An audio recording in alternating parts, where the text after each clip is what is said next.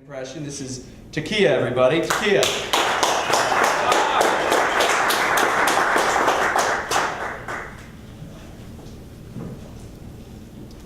Hello.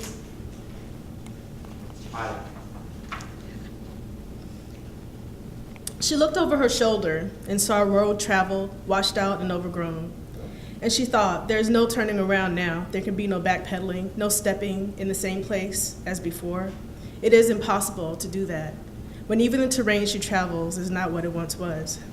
She faced forward in the direction of the light, dimly showing her a new pathway, an entree into the unknown, and that is what scared her, made her afraid to dream in the waking hours, terrified to sleep when the sun is long gone.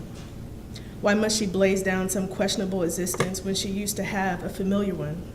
She stood still, caught between the old world and the new universe, attempting to gather what she needed to move forward. How can she be prepared for this? An uncharted territory. She looked in her heart and found a fire, and sitting close by, she saw fear. She wondered if people could see it in her sleeve or behind her eyes with her soul. She can't explore without letting go of something, or at least not holding on so tightly.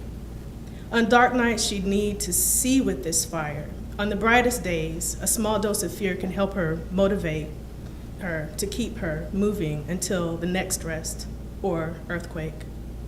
She closed her eyes and heard a calling to a place within her.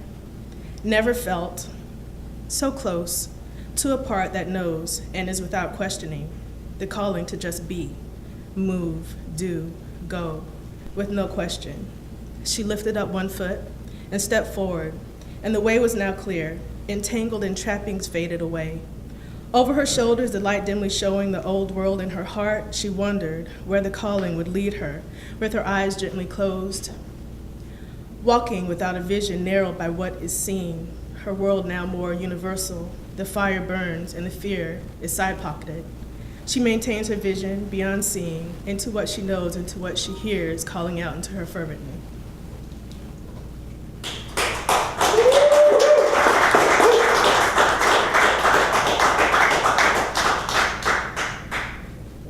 Walking the plank as I am directed, showing all fear but giving it no auditory voice, just passive ones here on this page.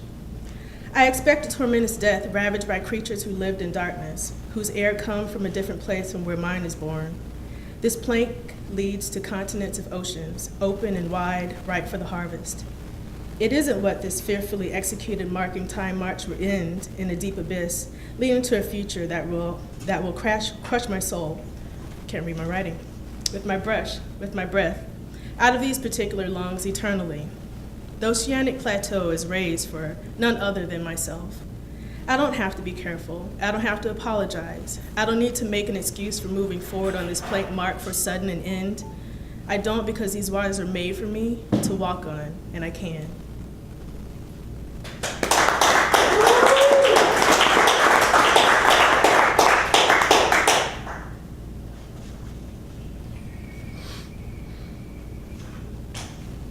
She inhales and finds that the air travels thousands of miles around the earth before she feels relief.